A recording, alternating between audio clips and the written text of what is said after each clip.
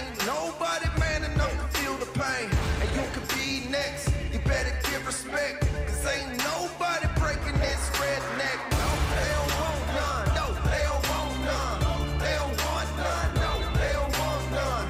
They don't want none. No, they don't want none. Yes, sir. Welcome to a WrestleMania edition of the hottest sports podcast in the South.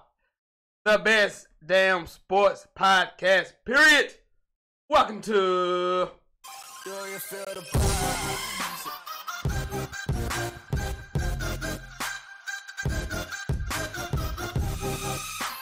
Yo, what is up? Welcome to the hottest sports podcast in the South.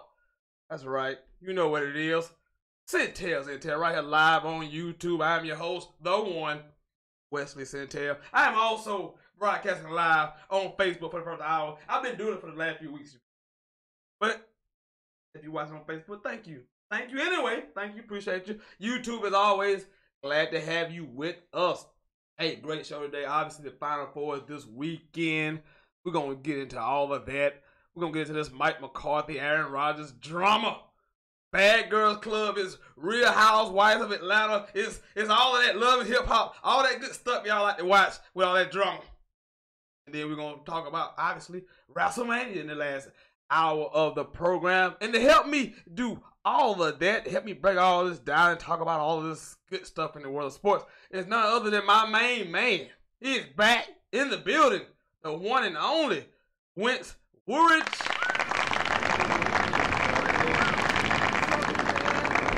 Man, what's going on, dude? What's going up, on? One man? more time. What's up, man? I don't know it, man. Big- Glad to be here. Hey, man, good to have you. You look good, man. Man, hey, man, a little walking on the trails and watching what I eat, drinking water now, a whole lot, man. Hey, you know what? I'm adapting to the healthy lifestyle now. That's hey, get a little older. You gotta start eating right. You gotta be right. Man. You got to be right, my man. My man Marcus Bradley. Say, what's good, man? It's been a while. Oh, that's the Eagle fan, ain't it? Ah. Ooh. Oh man. Hey, ask them did the team tear down that statue of what's the quarterback name? Nick Foles. Oh, okay. All right. Nick Foles. But welcome everybody in, man. We're gonna have a great program. Like I said, we're gonna talk about the NCAA tournament. We're gonna get right into that in just a few. We're gonna talk WrestleMania. We're gonna talk a little bit of everything. It's 2 hours. You know, it's the best 2 hours in sports talk. So I'm just glad my main man can come in the building today and kind of help me out if we start this program off. But the first thing I want to do, you know, I kind of want to, some things that have been bothering me a little bit. I kind of want to talk a little bit of Zion Williamson, just a little bit. And, I don't know if it's hate or, and I know it's a lot of Duke hate, and I get it. I get it. And there's just people who just, drive me nuts, and it's a few of them. And it's like, Zion getting all this hype. Why is Zion getting all this hype? They talk about Zion too much. And I'm like, he deserves all the hype that he got. Because that's who he is. Like, he is a hype machine. In today's era of basketball and sports, people get overhyped. People get talked about ad nauseum. That's just how it goes. I'm sorry. Suck it up. Drive on. That's how it works now. Especially given the way he plays the game. Those type of dunks, that athleticism is going to be put on display. It's going to lead our sports center. It's going to be on every highlight package or every sports program. He was the talk of the nation. That's the way it goes. But there's just this certain level of hate out there about Zion because, and I'm making this point is, people say, well, he's not going to be a good pro. He's going to suck. He's going to be a bust. And I'm like, so what? Gotta give him a chance first. It's not even about that. It's about the fact is, so what? He's already won. Zion has already won. Zion is gonna make his parents filthy rich. He will have generational wealth. His kids would never have to work. His grandkid would never have to work. True. Because regardless of if he busts or not, because he's about to sign at least a $200 million shoe deal. At least that much. And then his rookie contract will be worth at least $50-60 million. So you do the math. He's already won. Whether he's a marginal pro or an absolute stud or superstar, he's already won. I agree. He's already won. The funny thing, like I tell people in a way, Duke and Carolina with our programs being very prestigious, for us to be bounced out, not early, but at the end of the day, we were supposed to win championships. That's the goal for Duke and Carolina every year. And for neither one of us to not make it into the Final Four, I mean, to be honest, both of our seasons were a failure.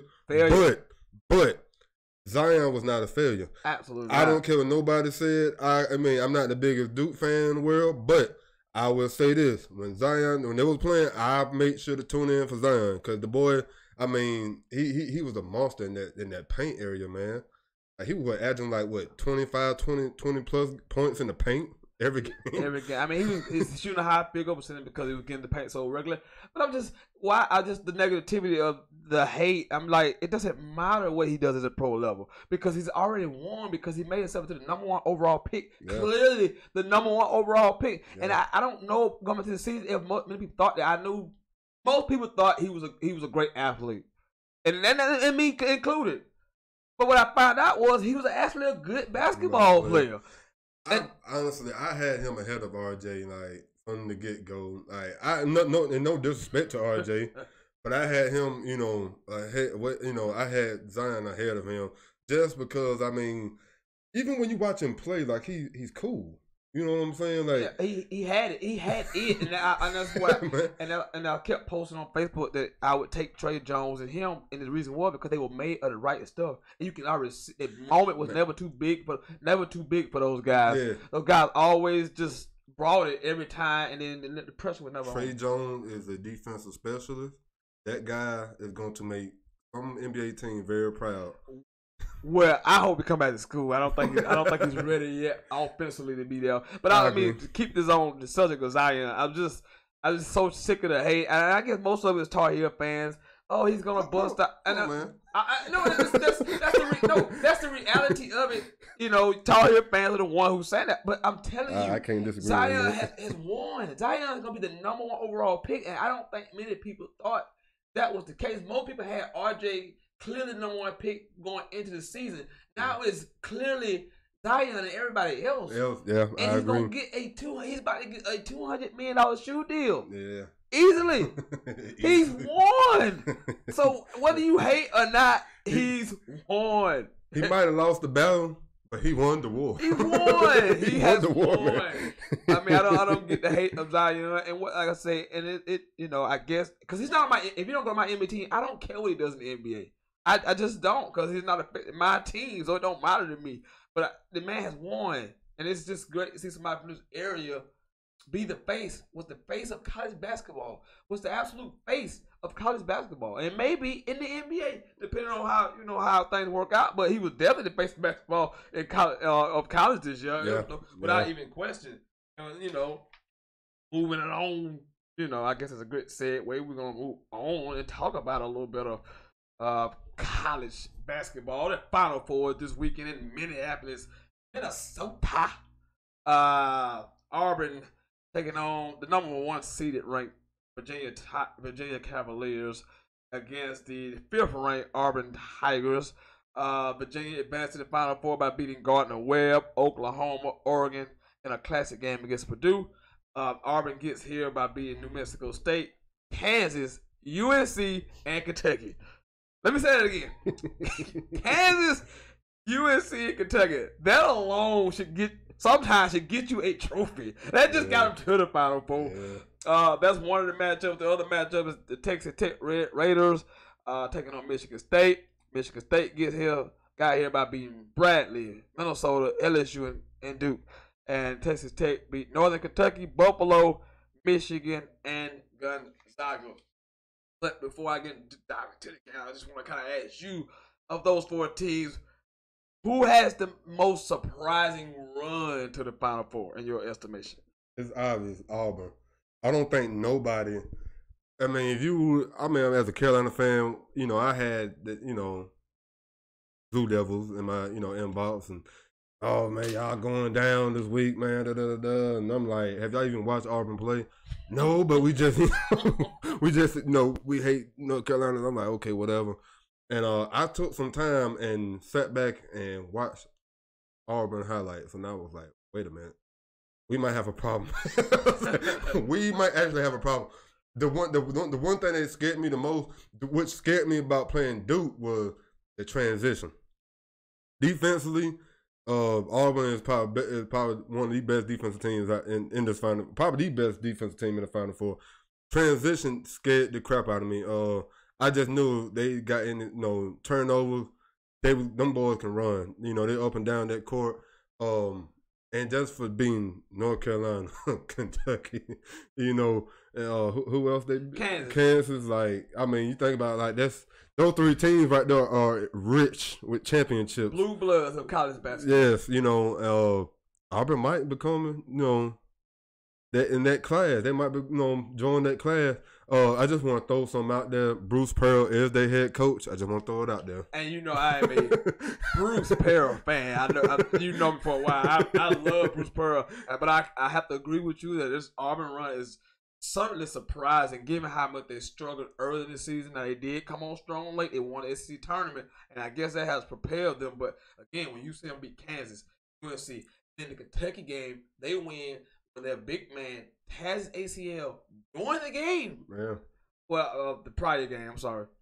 Has his ACL during the UNC game, and for them to come out there and beat a really talented Kentucky team, very talented, really deep up front, and for them to outwork Kentucky and to keep that game like it was most of the way through it, and then pull it out at the end. Harper has been fantastic. Bryce Brown has been really, really good shooting the 3-ball. But I was just shocked that Auburn got here. I mean, they were 5 seed. Again, beating Kansas, UNC, and Kentucky. And I mean, that is about as impressive. And it wasn't just like they won and got by. Like, they dominated. You know what I'm saying? They dominated UNC. Like, I didn't see them. I didn't see it coming. I mean, they crushed Kansas. They crushed UNC. That Kentucky game was a close one, but yeah. Kentucky is Kentucky. But the poise they showed, the Harper kid, like I said, he's just been fantastic. And you talking about a clash of styles this weekend. Auburn wants to get up and down the floor, shoot trays up and down, and we know Virginia wants to try to take down the shot clock to like 3 seconds and play this slow, grounded, power basketball game that makes me sleepy just talking about it. But they're here. Tony Bennett and the crew. And you know how I feel about Virginia. Y'all know I love Virginia. Y'all know I'm a big fan of Virginia. I second that. Yeah. Anyway, but they're here again. They got here. I've always stated that this way cannot win a title, and they are 2 games away from winning the title. But the run hasn't been great. I mean, if you look at the opponent, we're gonna take Gardner Webb out because that's the 16. They play Oklahoma, who was an 8 seed, Oregon, who was a 12 seed. So I mean, the Purdue game. It took a shot at the end to get the OT. They did win it. So the run hasn't been great, but nevertheless, they are here. Yeah. And I think me personally, I would pick Michigan State as the favorite going into this Final Four weekend. But I'm pretty sure Vegas will have Virginia because let's face it, Virginia is by record alone, by stature, is the best team left in the tournament. Yeah. Thoughts on just Tony Bennett, Virginia? How you feel about that program? How you feel about them heading to this weekend? I'm not. I mean, I'll be honest, people. I'm not the biggest Virginia fan out there. You know what? And the thing, the thing with Virginia is, it's hard for me to even talk about it because one thing I'm scared, like Michigan State, for them to get in, the one thing I always hear that a lot of people say about Michigan State and Tom Izzo has those boys like football mentally ready. Like those guys are tough, and they're in the Big Ten. You know what I'm saying? Big Ten is known for its toughness, its grind. So Michigan State, man, that's who you favor. That's who you favor. In that game, yeah. I mean, the Final Four in general. It's a tough one, man. I want to favor them. I am. I'm gonna favor them. That's because I just feel like that. With the experience of Tom Izzo, who's been here before, and I feel like more than anything, he's gonna have those guys prepped and ready. Like Tom Izzo knows that he has to win another championship. He knows this. I mean, you're a smart guy because I agree with you 100% because I said it last week. 1999 was a long time ago. I was in high school in 1999. I was still watching Power Rangers in 1999, man. I was in high school in 1999, and you can kind of tell the pressure's on him because he's had this moniker. Has been a great coach. They've reached several Final Fours with him. They all had one title, and it was, like I say, that was 1999. And this weekend, I don't know about Vegas. But most people gonna think like you and say they are the favorites. Because why? Because they have Izzo. He's the only one of these coaches who's been here. Mm-hmm. He has the reputation. He has all the ingredients. He has a senior upper lane class team. So the pressure's gonna be on Izzo this week to get this done. Because you look at this field, you go, Michigan State should win this title. They should. They should. But we know, at times, it doesn't happen like that. It does not. This is why this tournament is freaking crazy. In the one and done scenario, doesn't always give you the best team. Matchup makes fights. You look at some of the teams that avoid certain teams. Auburn's road been more difficult than Virginia's road. Very difficult. I mean, that's the reality. Texas Tech road. Now they might have beat the best team in the country. Beating Gonzaga. That is a great win on neutral. That is a great win. Very great win. I thought Gonzaga was a freaking loaded, and that is a great when they stifle them. You look at some of these point totals. Texas Tech is just we talk about Virginia's defense, but look at these numbers. Texas Tech is giving up 57 points in one game, 58, 44, and 69. And I'm sure Gonzaga was averaging well over 80 points a game coming into the game. So they've had everybody below their season averages, well below their season averages. So they've done a really good job. Chris Beard has done a great job. He's the coach there. He come from Little Rock. He coached at Little Rock. He coached at Little Rock, and now he's at Texas Tech. Had the team in the Final Four. So that's just a great coaching job there. But I think we both think that as basketball guys, Michigan State should be the favorite in this thing because of Tom Izzo experience that he brings to this tournament because he's been there 7 times since 2000, and he hasn't cashed in since '99, so he's been there with a lot of disappointment from Izzo. So and he had some good teams over those years, man. Yes, Augustine, all those guys, man. He had some talent, but he could never just he's had some really good teams. And the thing about him, unlike Kentucky, unlike Duke, unlike UNC had now. Different than they was then, but he has teams that guys that be there 2, 3, 4 years. So experience. So you wonder how they haven't got it done in those scenarios. But we shall see. If you're out there, you want to get in, comment, you can. Final Four weekend predictions. Who you got this weekend? Who you got in individual games? Who you got this weekend? Who's your most important player? All of that good stuff. And I was, another thing I'm thinking about. I brought up players, and I'm thinking, we talked about Zion earlier. I don't want to be the Zion guy and all of this, but you look at this tournament, Final Four. Where your stars at? Who are you tuning in? Who are you tuning in to watch this weekend? You want me to be honest with you? I mean, honestly, who are you? Just as a casual fan, like we know these guys because we watch a lot of basketball. Hey, to be honest with you, the only person you want to tune in to watch is Tom Izzo because he's the only star out there. That's partly true. That's partly true. I mean, but you out there, who are you? I mean, who are your stars in this? I mean, because there really are no stars. There's some guys that people know. Yeah. The main thing, me personally, I just want to see those guys from Auburn get out there, win, lose, or draw, whatever. I'm actually just proud of that program to do what they done and the road that they had to get to the Final Four. I'm just more just excited to see them play, but at the same time, I'm still got I got my money on Michigan State. Again, if you're out there watching, we're talking Final Four. If you want to get in on this conversation, comments, questions, anything you got out there, bring it on. But again, I pose this question to people watching on YouTube. I pose this question to you on Facebook. Where are your stars? Who are you actually tuning in to see in this tournament? Because once, and I hate to keep beating this drum. Once Duke lost, that was it. Where are your stars coming from? Now these teams are good. I'm not knocking the teams. Who are you tuning in to? Who are you tuning in to watch? Who? It's not like it's us playing against each other, and tickets going for $1,000. Yeah. Every station wants to watch. That because if you look at this, you may have 2 lottery guys in these 4 teams. You may have 2 lottery guys. And then you said Mike. And I'm looking at Jared Culliver. Jared Culliver, I think, would be a lottery guy. And then maybe DeAndre Hunter from Virginia being a lottery guy. Yeah. And maybe Bryce Brown. And that's a stretch. But you look at the rest of this team. This is not a star-studded Final Four for as that type of talent goes.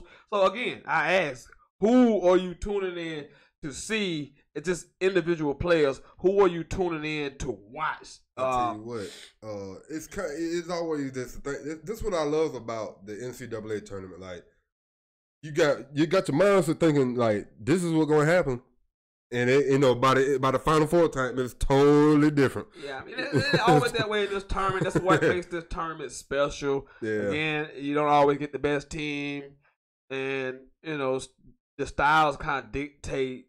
The matchup most times dictates who gets where. That's true. Again, like I say, Auburn's run has been way tougher than Virginia's run. Mm-hmm. But that's just how Virginia done put in their work during the regular season. And they earned their one. Of course, they earned their once. I can't stand them. But they're the best team left by merit, by ranking, by whatever metric you want to use. They are the best team left. So they should, But I'm picking, Michigan State should win this thing. But would it surprise me if Virginia won it? No. It wouldn't surprise me at all. It would shock me if Auburn won it. And I would be surprised if Texas Tech. Man, I'll pee in my pants if Texas Tech win, man. That would be a hell of a story, man. Texas Tech. Now, just hearing it in the Final Four is just like, really? It's crazy because you look at these teams. Auburn first trip ever. Yes. Texas Tech first trip ever. Yes. Virginia first trip since 1984. And that was when the Sampson was there. Rob Sampson was there. That's 19. I was 2 years old. Man. So again, that's why we like Michigan State. That's why we Michigan State should be the favorite. I mean, all the way around. So it's logical. It shouldn't take a brain scientist to figure this out. Nah, it shouldn't be. Well, we can get to more in the matchups, but I look at the Auburn matchup with Virginia, and without Kiki, Kiki suffered the knee injury against UNC towards ACL.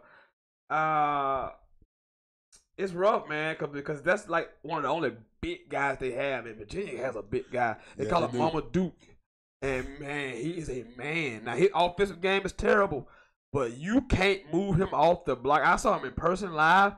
You can't move him off the block. If you can't move him, he's a great help defender. We know Virginia is great defensively as a unit, but this guy is the anchor. So I just wonder if Auburn's not hitting those threes, because they're gonna take a bunch of them. And that's what's gonna come down to, because in the NCAA tournament, it's harder to score in the paint. Them teams pack it in that paint to where it's harder to score in that paint. So, but like you said, Auburn thing is transition. Try and shoot that three. They're gonna have to hit these threes. Yeah, they're gonna spread the floor. I like Virginia defensively, because to beat Virginia, you gotta move the ball because they play such a good defense. You gotta get them out of position and make them move side to side. And then it's a guy defensively you can single him up. He's not as good as a on ball defender. If they was a group, you can kind of tag him a little bit. I don't know. And Auburn knows the shot is to hit a bunch of threes. Yeah. Because they don't have a guy who can go out in the post and get his own play. And then, Harper's a smaller guard. They got a guy in transition to get him. Once they get in half court, I think it's advantage Virginia. Virginia. Once they get in half court, it's definitely advantage Virginia. Yeah. So Auburn definitely want to speed them up. And good luck doing that, because it's hard to speed Virginia. It's hard to speed them up. They don't want to acquiesce to speeding up. So that's who they are. I cannot wait. To me, that's my favorite matchup of the weekend, because that's two different type of styles. Slow down style of Virginia with the fast pace, want to get a bunch of shots with Auburn. And then the Texas Tech matchup, this is going to be a grinded out type of game. Texas Tech is more like a Big Ten type of team. You look at them, they play a lot of, like I say, great defense. Izzo team is gonna be tough and grinding, but they don't really score a bunch of points. They don't really push it up and down the court either. So you're looking at a score that whoever first team is 60 probably gonna win that game. I agree. And so just it's gonna be a lot of bloodshed and man, that's gonna be they're gonna bang in that game there, man. I like it. I mean, I can't wait. I mean, it's obviously Final Fours. I was hoping that we would be there, but we're not. But I'll enjoy it nevertheless. So we got that going on. We're close to the bottom of the hour break. We're not gonna get there quite yet. We're close to it. And when we come back, I got to give you my sucker of the week at the bottom of the hour. Yep. That should be ready to hear this one. A lot of fun at the bottom of the hour. And we'll talk about my poll question that's up on Facebook. Who would you rather start your franchise with? Giannis, Antetokounmpo. That's Greek Freak. Wow, I am so amazed. I've never heard somebody say his name like that. I practice that thing all day. Well, if you can get Khabib's name down, then I would dude, you would have my utmost respect. I've tried it. And Joel Embiid, he was 25. Greek is 24. Who would you want to start your franchise? We can give you those poll results at 7:30. Part of the show after we come up for the 7 o'clock break. 7:30 break. I'll give you results. Also, we're gonna talk a little about Aaron Rodgers, Mike McCarthy. The saga continues. I mean, it's just drama. It's just a lot of stuff that's coming out. It's hilarious. I think some of it is really, really funny. The Rodgers and the wrestlers. I like it. I like it a lot. And then we're gonna spend the last hour, man. Wrestling fans, if you're out there, we're gonna spend the last hour talking about WrestleMania weekend, the matches, what's upsetting us, everything that has to do with WrestleMania 35 this weekend at MetLife Stadium, Sunday at 7 p.m. We're gonna dive into all of that. If you see the opening of the show, I introed in here. I'm rocking the man T-shirt because I am with Becky Lynch, so I am a Becky Lynch fan. So I'm rocking that. So stay tuned for that the last hour. If you just joined us again, if you want to talk college basketball, we can. For the first hour, you can get in here and talk all the college basketball you want. Comments, questions, anything in the world of sports. But the last hour will be spent on that. Join us. Join us right here. Join me, man. Wentz Woods is in the building, man. He's here chilling. And we just spent the last half hour talking about college basketball. I spent the first part of the program talking about Zion Williamson. Has already beat the haters. No matter how much you hate, he's already beat the haters. Man, you know what? I'm just going ahead and say it like this. I think a lot of people just hate Zion because he didn't choose their school. That's my honest opinion. Nobody, you think about it, when his signing day came about, Duke was nowhere to be. True. Nobody thought that true. Duke was not one of those top teams. Absolutely true. And for him to say Duke, now don't get me wrong, I was mad because I was like, come on, man, you supposed to went to the Tar Heels, man. But you know what? The kid did what he wanted to do. I told people I thought it was smart for him to get out of South Carolina. Me personally, because let's just face it, he don't need to be up there in the metro. my honest opinion. But I just, people just need to go ahead and just get over it, man. The kid, it ain't like the kid sucks. This kid can ball, man. This is he's like a LeBron James, a once in a while type of player. Guys like LeBron, Giannis, Zion, they don't come around too often. The kid had let's take it back. The kid had a great season.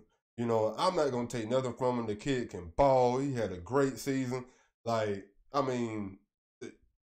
Kid just, he's awesome to watch. You can't hate him, man. If you hate him, then, you know what I'm saying, hate yourself. Something's wrong with you. You can't hate the kid, man. I agree with you on that. We're going to take a break, and we'll be right back. You people, don't you dare go anywhere.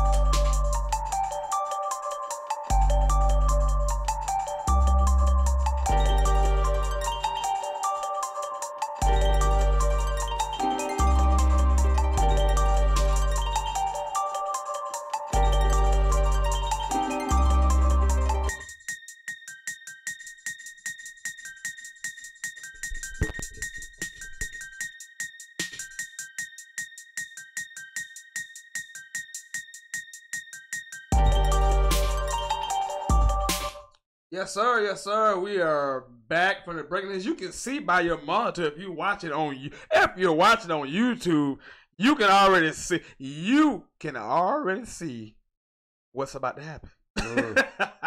You can already see what's about to happen. But if you ain't on Facebook, I have to tell you what's about to happen. It's one of my favorite segments of the show. My favorite. I love this segment of the show. So let's get to it. That's my blow pops at home. Listen up. The soap you shower with, you probably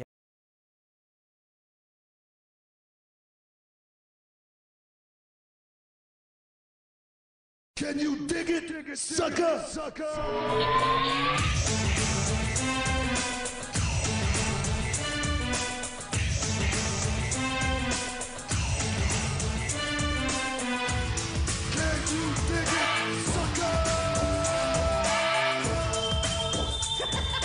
Oh yeah, it is time for Sentell Sucker of the Week, and man, boy, I have some tough choices.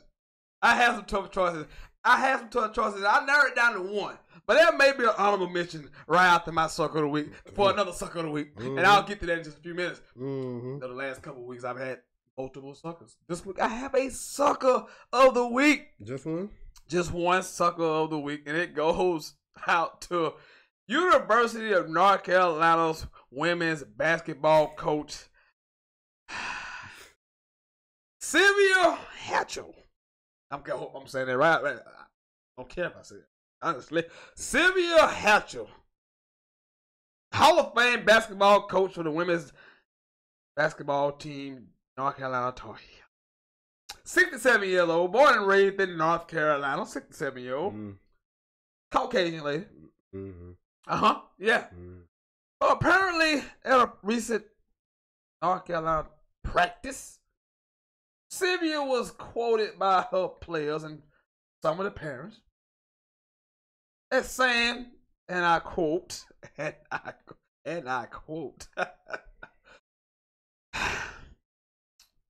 some of you will be hanged from trees with nooses if you don't improve. Direct quote. They will be hanged from trees with nooses if they didn't improve.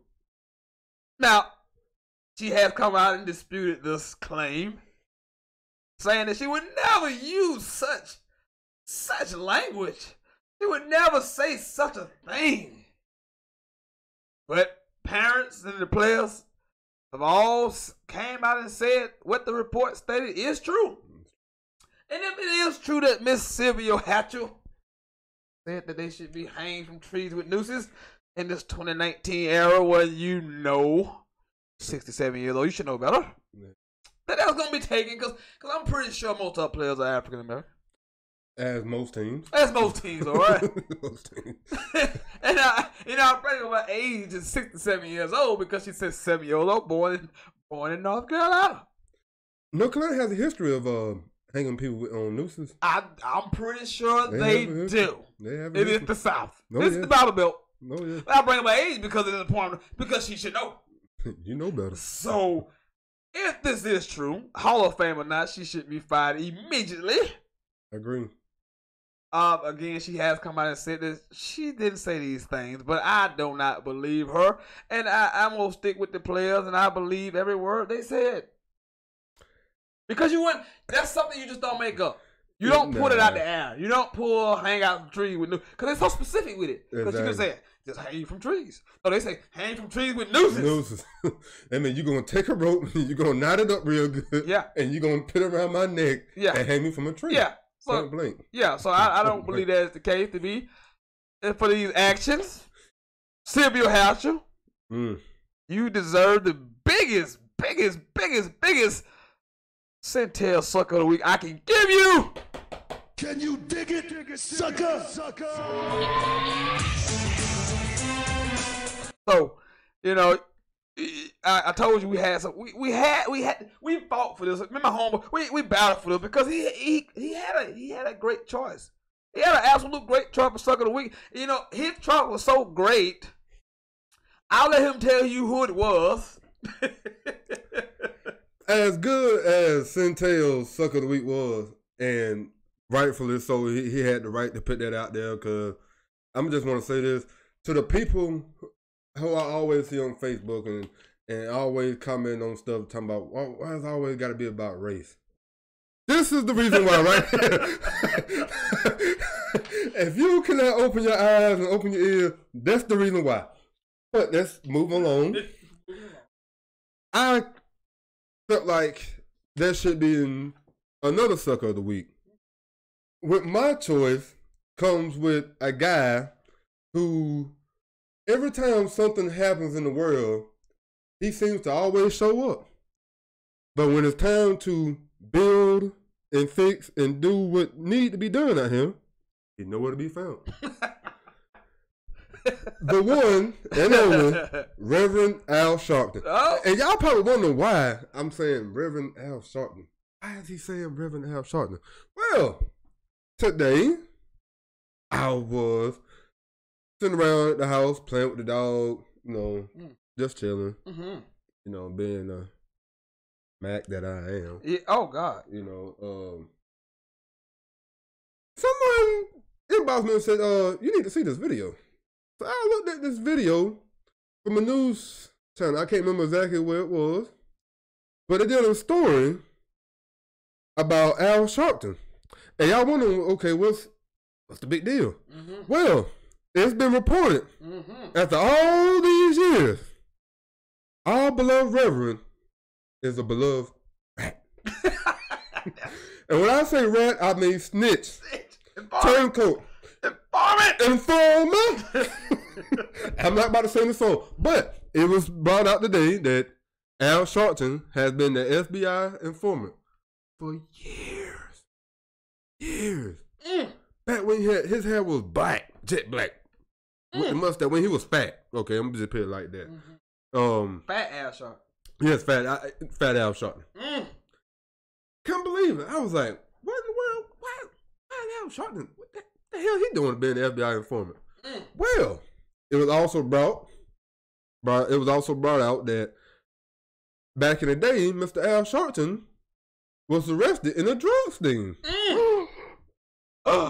Who would have known the Reverend? Who? Caught up in a drug sting. Who? The Reverend Al Sharpton arrested in a drug sting. I mean, it ain't surprised. I mean, hey, you got American caught in a drug sting. I mean, hey, might as well let the Reverend get caught in one too. So, in good, faith, I'm just stop all that. To everybody knows when you get caught up in a situation like that, there's only two things you can do. You can take your charge like a man, or, as my grandma would say back in the day, you tattletale.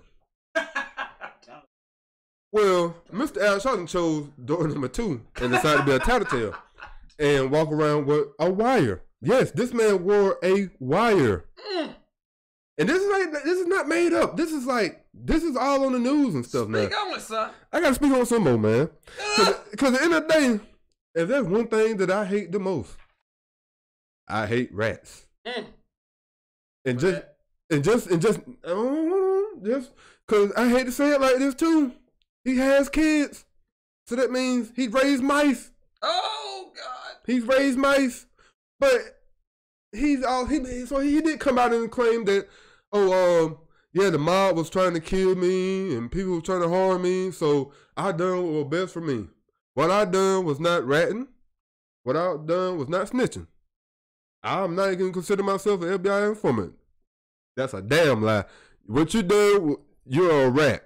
That's your label from now on. You're a rat, you're a snitch, you're an FBI informant.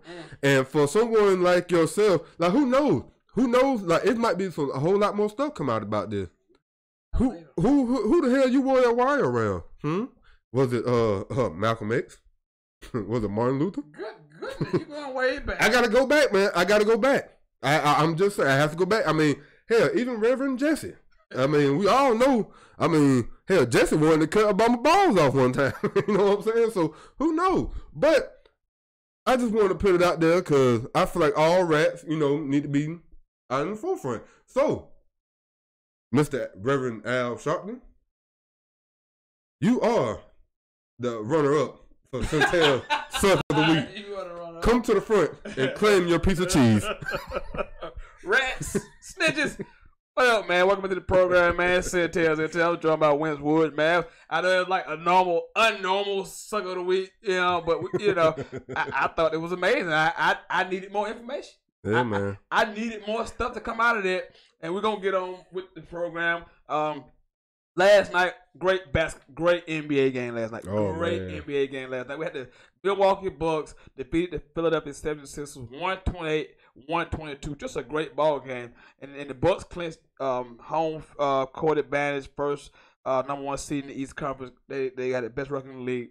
And that just got me to thinking. You look at the two main players in that game last night. Greek Freak, Giannis went for 45, 13 rebounds, 6 assists. Joel Embiid went for 34, 13 rebounds, 13 assists, and it got me thinking. Because I think Greek Freak is the MVP. Let me get your thoughts on that. I think Greek Freak is the MVP. Your thoughts on that? I agree. I did. Honestly, my first choice would have been Paul George because I felt like early in the season he was playing lights out, injuries caught up to him.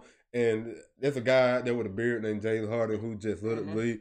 But Giannis has been doing it consistently all year long. I agree 100%. I thought he's been the best player all year on the best team. Yeah. And so consistency got him out for something. I know James Harden doing this crazy, unbelievable stuff. I mean, the guy had like 5 57-point games, like 3 60-point games. I mean, he's just unbelievable what he does. But I just don't think that's the way of success in the playoff. I think he's gonna run himself into the ground.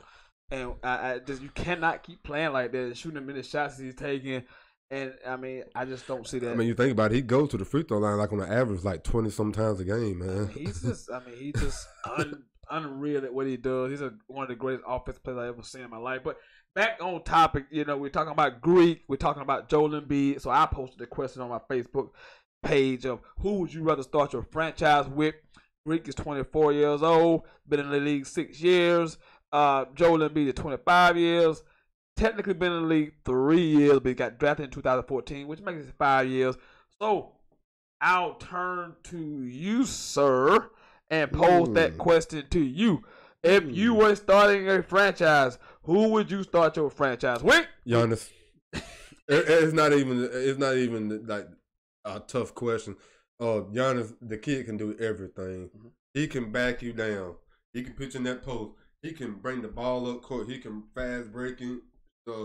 I think he needs to work on his 3-point shot, develop that a little bit more.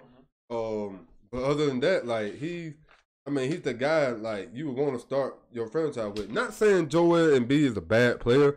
The only problem I have with Joel Embiid's game, I feel like he shoots too much at times, and he's not a true big man. He don't put it back to the rim at all like that. I feel like he needs to start developing that game because imagine someone like Joel Embiid, who was a pretty good free throw shooter. You put him in that post and make him back down his opponent. Imagine what that guy can do. You know what I'm saying? It's already okay. We know you can shoot. We know you can put the ball on the floor, but that I feel like that would help the 76ers out a whole lot. That would help them out at having a guy that would actually play as a big man. I just feel like he needs to learn to develop that part of his game. I agree. I agree with you. I'm going with Giannis. And mine is not more of the play. It's more of the fact that Joel Embiid is injury prone. I agree. You look at, I say he played 3 seasons. In those 3 seasons, he's only played 157 games. Now, I ain't no math major. That's 82 games in a season. Yeah. So he's already missed a third of the 3. He basically missed the whole season in the 3 seasons. Yeah. He's only played 157. Mm-hmm. So, 82 and 82. I mean, I ain't no math major on this thing. That's 164. He played 157 in 3 seasons. So he missed a third of the games in the 3 years he was active. Yeah. So Giannis been in the league 6 years already. He's on 24. He's been in the league 6 years. So people just look at him and think that, oh my God, he's been in the league a little bit just like Embiid, but he's been 6 years. And guess how many games he played in? 464. Yeah. He's played in 464 games. That's well over 300 more games than MB has played in that. In those, well, not the same time, about 1 year apart. And my thing with Giannis, his transformation of his body. If you remember when he came in the league, he was skinny.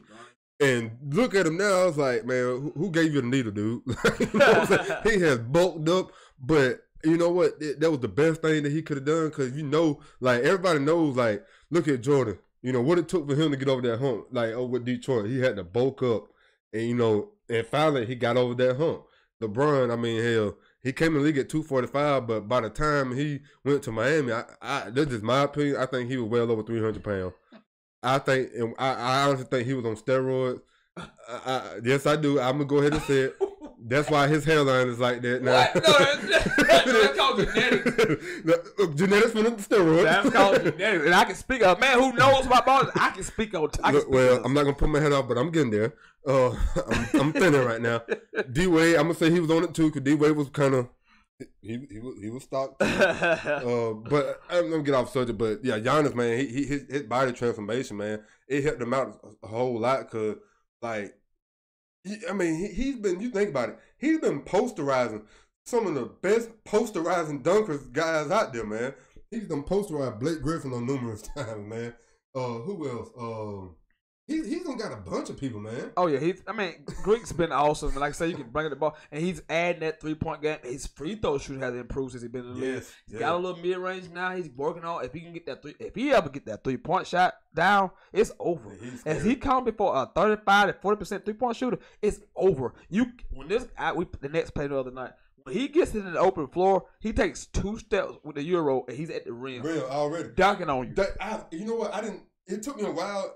The first time I seen him hit that Euro and go up, and I was like, "Who his arms are, man? Like it's like he barely got out of the ground. He just already at the rim, man." I mean, 2 steps. If he starts at the free throw line, and if you don't stop him, he takes that Euro from the free throw line 2 steps, and he's at the rim dunking on your head. He's unbelievable. Yes. And then he does on the defensive end. You look at his numbers this year, he's averaging like 27, 12 and a half, and like almost 7 assists, which is just unbelievable to me. These numbers haven't been put up since the great Wilt Chamberlain type numbers. So very deserving of the MVP. Oh yeah. So I would definitely give it the Greek Freak. I can't believe I'm about to say this, but he's the heir to the throne. I think he's soon to be the best player in the league. Yes. Now he's a foreign player, so I don't know if he'll ever be the face of the league because he's foreign. Yeah. But he's about to be the best player in the league. And if he start hitting 35 to 40% of his 3-point attempts, it's a wrap. Good luck with that, because most teams play him now just to let him shoot. That's how you try to stop him, let him shoot. But he's got so good, like I say, a little jumper he got in the lane. And man, if you don't stop him in transition, you can almost forget about it. But if you're out there watching, comment. Who would you take? Who would you rather have start your franchise with? Greek Freak, who is Giannis Antetokounmpo, or Joel Embiid of the Philadelphia 76ers. Who would you rather start your franchise with? We both take Greek Freak. I want to hear from you guys. Comment on YouTube. I can see you as well. Comment on Facebook. I can also see that as well too. I want to touch before we get to the top of the hour and the break, and then second half of the program what we're doing. Aaron Rodgers and Mike McCarthy. Woo! And I've been waiting on this moment. and look, Aaron, I love me some Aaron Rodgers, and he's a diva. He's a straight up diva. But I'm not gonna even get. I'm gonna approach this at a different angle than most people are approaching this. First of all, how the hell? Rhetorical question. Don't answer. How the hell? And I asked at the time it happened. First of all, how the hell Mike McCarthy get a head coaching job? That's rhetorical. Dude, I got to chime in on. I got to, man. I'll let you come in a second. First of all, how the hell Mike McCarthy got a damn job? Let me tell you what Mike McCarthy did the year before he got an NFL job. This is what he did the year before. He was the 49ers offensive coordinator. See, I know this is why I'm so upset about this thing. We went 4-12 that year. Our quarterbacks, we drafted Alex Smith, of course, in that draft. We remember that. But he only played like 9 games, started like 7. He was a rookie, so it's bad. So, our starting quarterbacks in 2005, we went 4-12. Starting quarterbacks, completion percentage, 52%. Now, Mike McCarthy's the offensive coordinator and the quarterback guru. Allegedly. 2,100 yards. 2,100 yards passing. 2,100 yards passing.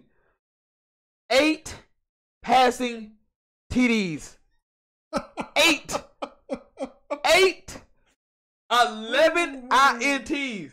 This is 2005. This is Mike McCarthy, offensive coordinator, quarterback guru, whisperer. 4-12. And he got a damn Green Bay Packers job the next year. Now, I'm not going, you know where I'm not going, because this just speaks to something that I'm not going to speak of right now, because just like down in Arizona right now, because they have a head coach who has no business having a damn job either. So, but this is stuff, this shows you the stuff continues to go on. So, before we get into all this messiness, Mike McCarthy had no damn business even having the job in the first place. None whatsoever. That's something that weighed on me. Honestly, I never knew what he done until now. Before he got that job, I always wondered, like, where the hell did he come from? Like, who is this guy? Like, he's the new coach at Green Bay. Like, do you know the history in Green Bay? Like, the iconic coaches that have came and left their mark in that great, you know what I'm saying, organization. Mike McCarthy, the next coach. Like, I didn't understand that one. The one thing that it kind of got to me is that they drafted Alex Smith instead of drafting Aaron Rodgers. Yes. All right. True. And then you turn around and hired him. You hired this guy. So the question is, why would you not think that would be an issue? Because that's what we're going to with this, because that's apparently where it all started from, that their relationship was already bad from the jump, because the fact that Aaron keeps reminding him year after year that you the guy who chose Alex Smith over me, who had me sitting in that damn green room forever and ever looking like a damn fool. So the question to you again, why would you not think that would have been an issue as an organization? It's hard for me to understand that, man. But who would have known, man, honestly, that's true. I know this your guy, and I love me some Aaron Rodgers. Who would have known he would be that petty, though? First and foremost, Aaron Rodgers is completely right about this. Who the hell is Mike McCarthy to sit here and say you drafted Alex Smith? Your opinion means jack. You know what? Your opinion means nothing to me. If I was Aaron Rodgers, I wouldn't listen to him either. You the guy who drafted Alex Smith. You the guy who had quarterbacks throw 52% of their passes, 21 stinking 100 yards, and 8 TDs. This is what you offensive coordinated before you got the head coaching job. Who the hell are you? Who are you to talk to me like this? Now, this is before Aaron Rodgers even talking about somebody, because it's 2006. You know, Aaron just started the first 3 years. So, you know, again, who in the organization missed this boat? This guy passed over Aaron Rodgers. He's the offensive coordinator. He's the quarterback coach. You know, in that meeting room, you know, in the organizational war rooms, that you're supposed to be able to recognize the talent. Exactly. You're supposed to be able to see who can play quarterback. And what's funny to me is that everybody I remember around that time too. I was in high school. I remember everybody on TV kept saying Aaron Rodgers was the better quarterback, but they felt like Alex Smith was ready for more of a pro-style offense. But I don't care if he's more ready for a pro-style offense, whatever. I'm taking the best player available. You know, that's just my thing. I agree. But I'm not. Again, I'm not evaluating. So, you know, me personally, it didn't matter who we took. I knew we were taking a quarterback that year. We gotta have a quarterback. I'm pissed off because you had the offensive coordinator, quarterback guru in that room. That's their job to scout and evaluate. It's not my damn job. Now, maybe Aaron wouldn't turn out to be good if he had went to 49ers because he wouldn't have stopped for 3 years. Yeah. And God knows Alex Smith went to a terrible, terrible, terrible team at the time. We had no talent around him. So we don't know what Aaron would have turned out to be. But Mike McCarthy, who was supposed to be this quarterback guru, should have recognized the talent. And so, you know, now the relationship went south. Mike McCarthy has been fired again, and it's just a lot of pettiness that that has went on through the years. Aaron Rodgers has been accused of being the most petty guy out there. And some of this is true. You can go read the report; it's up on everything. Deadspin, CBS got it up everywhere, and this talks about the chaos and the madness that was surrounding the Green Bay Packers organization to the point of Mike McCarthy calling the plays and Aaron Rodgers changing the play because he would run the same damn play every time in certain situations, and the players knew that it wouldn't work. I mean, to Mike McCarthy missing team meetings to get massages. So this stuff is so good and so funny. And that guy should have wrote a book about this. If you ain't read the story, go read up on it. But again, and like I say, both parties are dead wrong. Again, Mike McCarthy should never have a damn job to begin with. I agree. So neither here nor there. But Aaron is definitely petty. He told. He didn't help Greg Jennings out when he became a free agent and speak for him on his behalf. Then got mad that Greg went to Minnesota. Like, how could you go to Minnesota, but you didn't speak on the man's behalf to get him a contract? Exactly. Aaron has been very petty. I know he's petty. Petty. They talk about in the story that Aaron, as a rookie and watching Brett Favre, said he would never ever be like Brett Favre, and lo and behold, they say he's turned into Brett Favre. So it's just a great story to read, and I'm interested in it. I want to know more about these massages. Is it the same place that the owner Jerry that Mr. Robert Kraft got his massage? No, actually, they couldn't find out. They said he got the massage at the facility.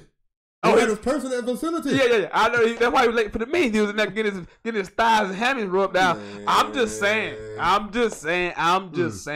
It could have been a part of the same. Got him whatchamacallit? A happy ending. Hey, massages going on. I mean, what a mess of that situation. But before we get into the break, they hire your guy Matt LaFleur, who was an offensive coordinator at Tennessee Titans for 1 year, who. Your offense was 27th in the league. Can you shed some light on him? He didn't. What thoughts on? Honestly, I don't hold no blame to Matt LaFleur. I think like we had a lot of issues, offensive line issue, which we've done upgraded in the offseason. Now, Derrick Henry, lo and behold, it took like I don't know how many games for him to get that pile of bricks off his back. But when he got it running, I think me personally, I felt like it was the Jacksonville game. He went for like over 200 some yards and had that big 99-yard run. It took him a while to get going. We didn't have the best receivers out there. I think it's gonna change in this draft, like because now with Corey Davis, now we have Adam Humphrey, in that slot. We still got Tajay Sharp, but I see us drafting my boy from Oklahoma. If you hear me out there, Marquise Brown. Hollywood. You know what I'm saying? I just would love to see in that blue and white. I'm just throwing it out there. And how did this turn into a Titans topic? I asked you about Matt LaFleur. We're off the radar. We don't got time to talk about Titans roster. We'll get to that next time you hear about the Titans roster because you're gonna go down the whole roster. But Matt LaFleur, give him some credit. I mean, he helped out the whole situation with I think he was the coordinator when Sean McVay first got his. He had a clipboard. He did not call no plays for the Rams. I said he helped out. He didn't call no plays. He's just a guy. And guess what Aaron Rodgers already doing? Treat him like a damn guy. Because guess what? He hadn't even met the damn coach yet. The man been on the job 2 months. Aaron Rodgers hadn't even met him. And the funny thing about it, like, and you remember what the new GM told Aaron? Yeah, have you heard that? Don't be the problem. Don't be the problem. And it already the damn problem. Didn't even show up to the man press conference. But you know what the problem is, though? If you going to sit there and holler about don't be the problem, why the hell would you pay him all that damn money for? Well, he's I ain't saying he deserves that guy. I ain't saying he deserves, but don't sit here and say something like that, and then you gonna pay the guy, and then come out and say something like that. We can get on that all. We can really talk about this all day, but we got up and get the break. I just want to say this. 75% of the blame goes to Aaron Rodgers. I want to throw it out there. No, that's just false as I'll get. But what? Facebook, if you've been watching for the hour, I'm gonna need you to head on over to YouTube if you want to keep watching this show. I appreciate you for the first hour watching and commenting right here on Facebook. If you want to continue watching, I need you to get over there on YouTube right now after this next break. See your Facebook right now. Get over there on YouTube. YouTube right. After this break, we're gonna spend this last hour talking everything WrestleMania 35. You better believe it. Do not go anywhere. Right after this break, it's WrestleMania 35. We talking everything. Everything is everything. We be right back. Don't you go anywhere.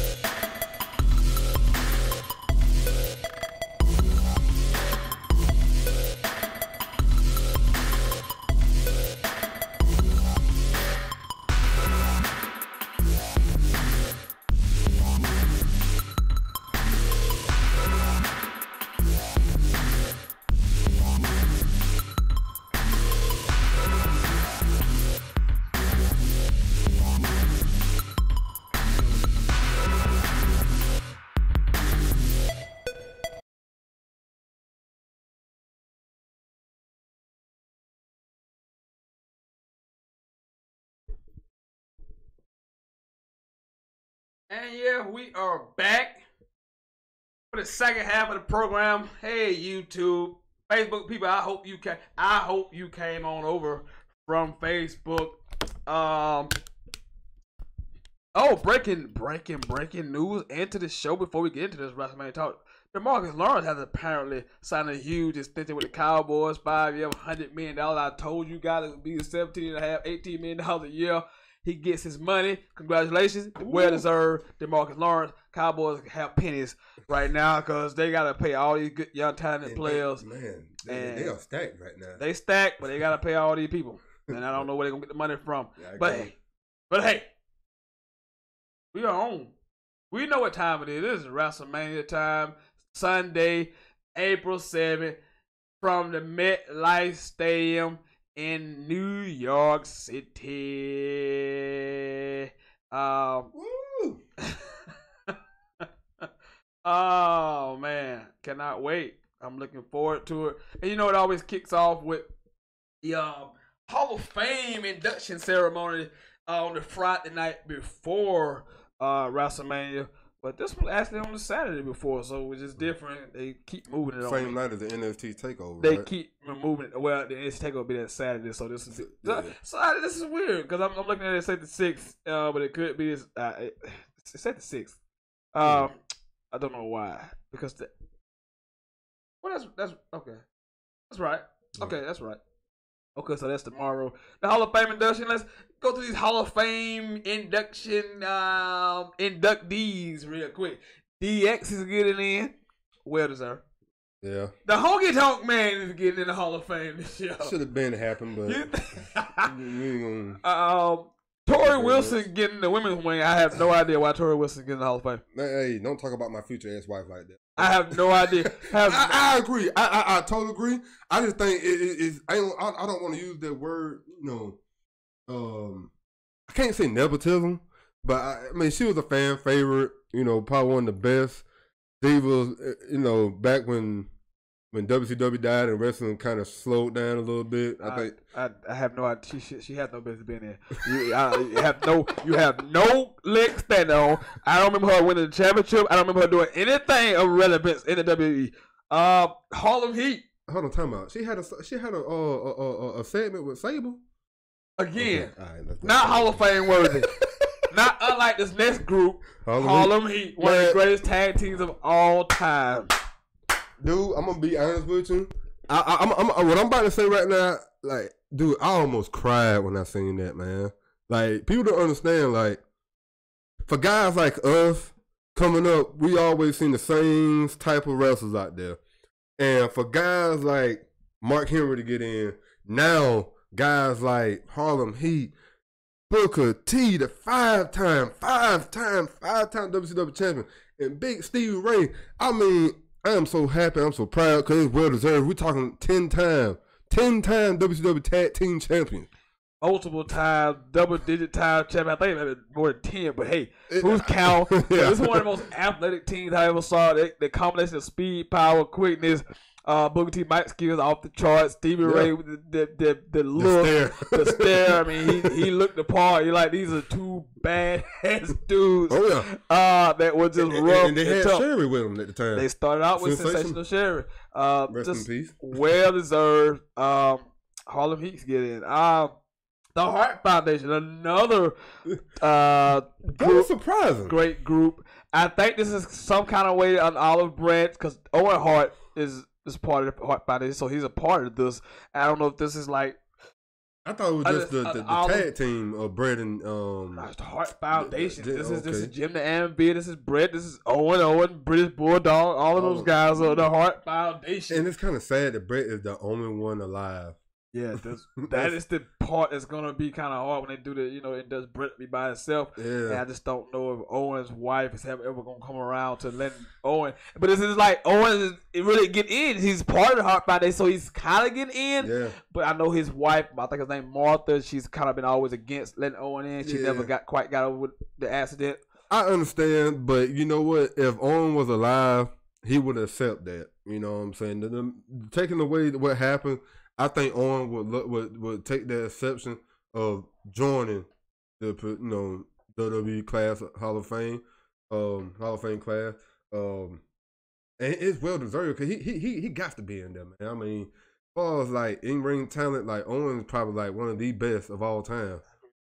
So it's And the last inductee going in is Brutus the Barber Beefcake. Now that guy shouldn't have been in there. I don't think he should be in either, but again, your friend Hogan, you can get a lot of things done, because this guy's character was okay. He was okay. He's most known for being with Hogan. He was a Hogan stooge. So, exactly. I mean, I don't understand. His best program ever didn't have anything to do with him. It was Shawn Michaels when he super kicked Martin and threw through that damn glass. Exactly. That happened. You know what? That's Hall of Fame worthy alone. That show should be a Hall. That show should be. Was it his show or Piper Pit was the first actually like little show on the show? Piper was way before the Brutus. But my point is, if you want to put that moment on that's a Hall of Fame moment. But this guy's not a Hall of Famer. And people fail to realize he was also the disciple in WCW. Again, we're gonna try to forget. We're gonna try to forget about this run in WWE because it was garbage. And I'm not gonna sit here and let you acknowledge this guy is not. I will say this. Not a Hall of Famer. I agree. I totally agree. The one thing that I'm happy about, and I'm also in a way kind of disappointed. I'm happy Tana's getting in with DX. Yeah, I'm happy about that. She should have been in about on her own. Exactly. China should have been in a long time ago. I agree. And people, I hate when, Triple H made a comment like saying that, her past, adult films and stuff like that, and her drug abuse and stuff like that was the cause of her not getting it. A lot of people gonna get it. What? You know what that's about. You know what this is about. I know exactly what it's about. And the first thing about it, I'm sitting thinking to myself, Sonny's in the Hall of Fame. Abdullah the Butcher is in the Hall of Fame. The Road Warrior. And if the people that have noticed, there was a video, I think WWE just had it taken off. Back in the AWA days, they were caught in the back of the locker room snorting cocaine.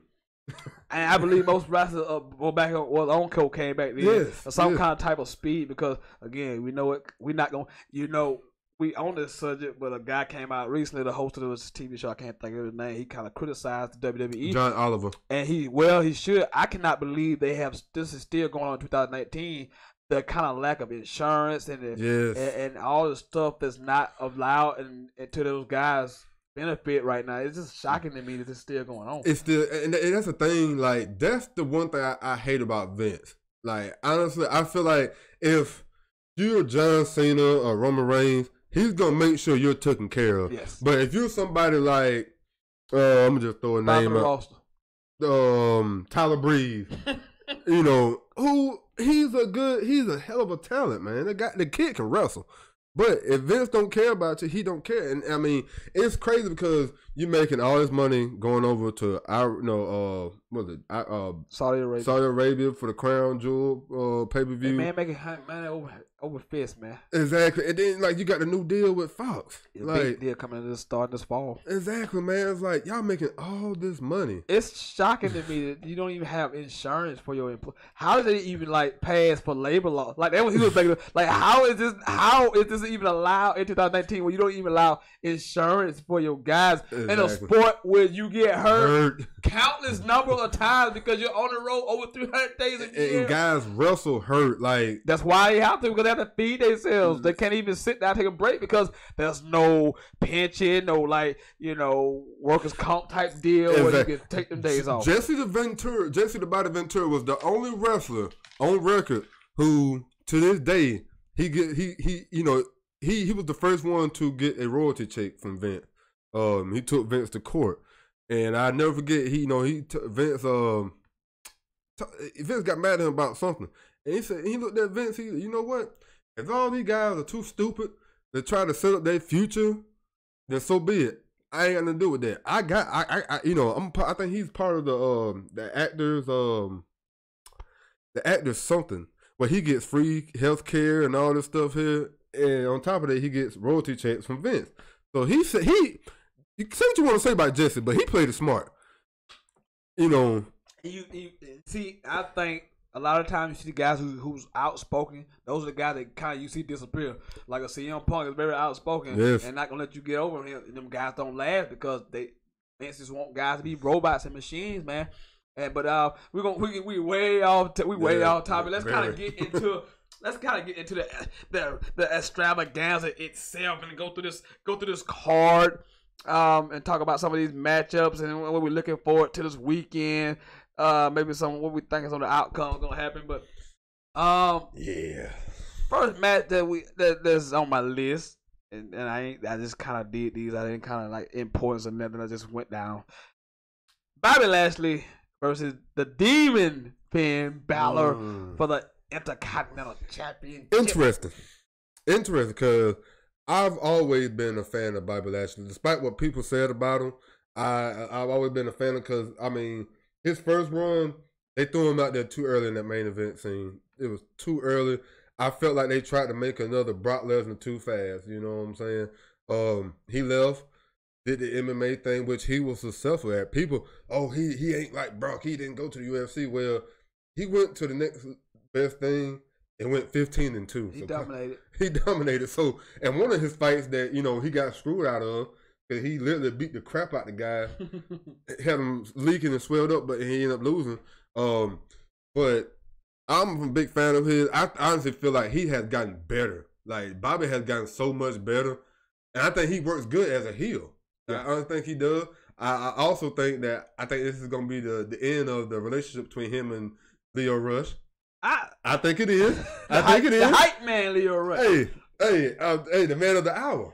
Leo Rush. I think it's going to be the end of the relationship. But I tell you this, I am so happy to see the Demon King return, man. That is got to be one of the best entrances. It's like, oh my God. Like, I mean, you think like The Undertaker, man, this list of wrestlers with great entrance. The Demon King has it's up there, man. And that's why it's only like a year type deal, because it takes forever for the makeup. That guy says it takes him forever to get that makeup on him. But that entrance is it's one of those great things. It's a spectacle in itself. Yeah, man. See, Finn Balor, the Demon King, outcomes to me don't really matter. Cause I don't care who. I don't personally care who gets the title. I mean, Finn Balor had Bobby had the championship right now, which he should. Because you got the heel and you got a face in the match. So it should be an interesting matchup. Big speed advantage, obviously, to Finn Balor, but the power is to Bobby Lashley. Leo Rush is the X Factor of high down the ring. So we shall see how that go for the Intercontinental Championship. Roman Reigns making his WrestleMania return after being sidelined with leukemia. That's really, really serious. Versus the Scottish psychopath, Drew McIntyre. Man, I tell you what, I remember that show we done right after Roman had announced his leukemia. That was man. That was so left field. I don't think nobody seen that coming. But for him to make his return in singles competition at WrestleMania, my thing is like, is it too soon? Is it gonna be like? Is it gonna have like? He's gonna have rust. We know that. Especially with a guy like Drew McIntyre, who I'm gonna be honest with you, and I got a lot of flack from guys saying this, but so far, Drew McIntyre has got to be the best thing on Raw right now. And the only reason I'm saying it, because the guy, I mean, people got to understand, you got to go back 5 years ago. The guy was a joke in a 3-man band called 3MB. He was a joke. And for him to go out to the independent scene and build himself back up and come back in, win the NXT championship, and then move up to the main roster, doing his thing with Dolph Ziggler, and then pretty much wiping Dolph Ziggler off the map right now, and just putting on clinic, like he's beating the brakes off of guys, man, and his physique is like crazy right now, man. Yeah, I'm a Drew McIntyre guy. The first run, I tell my fiance all the time about the first run. It was bad. They gave him too much too soon. Yeah, they tried to crown him before he was too ready to be crowned. But this new version is really, really good. And this from a technical standpoint, this is not going to be a great technical matchup. Two kind of big guys that's rough and rugged. I'm interested to see how the fans receive Roman Reigns this time around, because he's still not quite. He's a face, but fans don't treat him like a face. Now he's coming back from a really serious thing, and the chill did kind of come at first, but it started kind of dim down again. So are we back into this? Not me. Are we back into this? We don't really like Roman Reigns. And it's stupid because I mean the guy been wrestling for like 5-6 years, and for a guy to be at the level he is right now and having wrestling in that short amount of time, it goes to show how talented he really is, man. Like, I don't understand it. And the thing, like, he's not main eventing WrestleMania. He's not fighting for the belt. Well, which will make it, maybe he will get cheered since he's not main event. Exactly. I'm like, man, come on, like. Maybe it should be the first match of the night. It should be. It should be. I seen an interview Rikishi did, and he was like, they asked him about the amount of boos that Roman get, and he was like, me perfectly, I think it's because them guys hate Roman because 9 times out of 10, that old lady sitting right beside them cheering for him. That's the loudest. That's probably true. And the guy, he's not an ugly guy. He's a handsome fella. He's carried himself well. He's a family man. How can you not like that? I don't know. I guess I know why. It's the push that he got that seemed like Vince wouldn't let it go to get him over. It never really got him over. But he's still a star. He's still a recognizable face. He's the big dog. Moving along. Let's where we want to go with this? Samoa Joe versus Rey Mysterio for the United States Championship. Samoa Joe is the champion. Rey Mysterio Jr., as you know, is the best little man to ever compete in the WWE. He's back for another run. King of Lucha. And they'll tell him, he's up there and he's facing the badass Samoan and Samoa Joe. How you see this thing going? Man, I love me some Rey Mysterio back in ECW, man. You know what I'm saying? He put on some classic matches there, classic matches in WCW, and he had some hella fight matches in WWE. He don't. I hope he really understands what he's getting in the ring with, man. Cause Samoa Joe is like that dude. Like he has a serious anger issue, man. I'm gonna have to say it like that, man. The guy is I tell people, if you want to know the true meaning of making an impact or just catching people's eye, go back to the match. I think it was the Great Balls of Fire pay-per-view. He wrestled Brock Lesnar. Oh my God! And I don't care nobody say. He has put Brock. He probably the only main wrestler I've seen who had just literally he fought Brock. Like you know what I'm saying. He didn't take all these suplexes and all this shit. Like he fought Brock. Even put him in the urinagi through a table, man. You know what I'm saying? Yeah, so that was impressive. Yeah, man. Like I was like, what the hell? Like really? Like, we really doing that with Samoa Joe? But I'm actually glad that they actually put that title on him. I'm happy about that because it's well deserved. Like I think he should be far longer in the card than he is now. I think the injury is kind of hurting because I thought they were gonna push him, and he got hurt. So you know how that go when you getting ready to get pushed and you get hurt. It just kind of throws you off because you never kind of get that back, and it's just rough in this business because this business is cutthroat. When you get that push, you better stay around to get that push because when you don't get it, never tell them when it gonna come back around. That injury or something.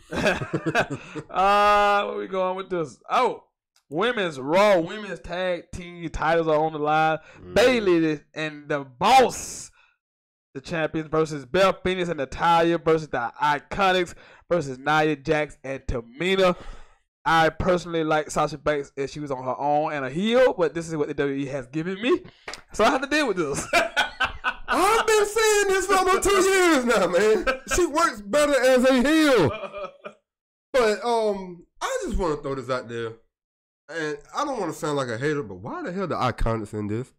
Hey, don't you be hating on the Iconics. I love the Iconics. I love Peyton Royce. I hate him. I love me some Peyton Royce. Don't be a hater. She's cute now. I ain't gonna say that. You know, she's cute with a little outfit on.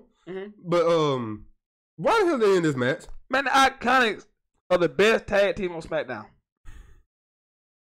Hey, that's the only tag team I can think of, man. On SmackDown. I got you. I can't argue with you on that. Me personally, I'm looking for Tamina and Nia Jax to win this match. I think like it's to the point where, like me personally, I just wish they kind of me personally. I think my honest opinion, I think Nia Jax should have been sent back to developmental a while ago. I don't believe that. And a lot of flack. She's called a lot of flack for breaking my girl's face and whatever. But I'm not buying it. Like, now you had so much hype coming out, but then now you want to send it back. The only thing I think she needs to work on her mic skills a little bit. There's a lot of them who can't talk on the mic. Yeah, but we talking about Nia. But I'm a big fan of Nia. When she first came out in NXT, I was like, oh my god, like. This is my wife right here. You know what I'm saying? Like, I love women in general. I love big women.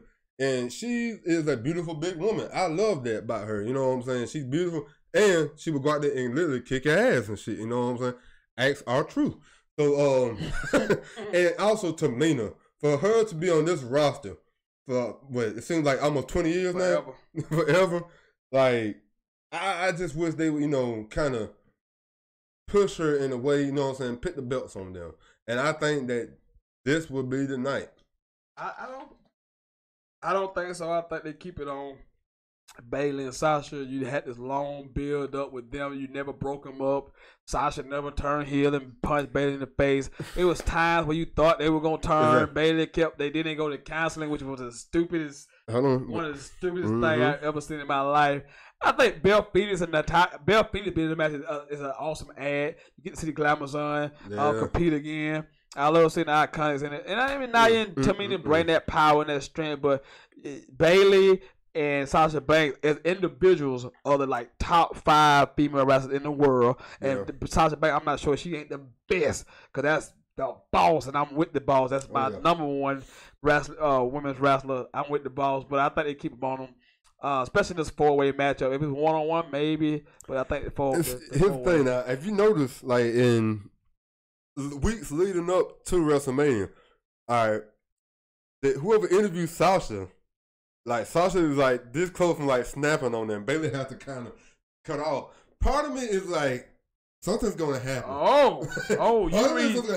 You reading tea leaves? Man, I can't believe it. Oh, you reading tea leaves? Look, I'm not reading nothing. I'm observing.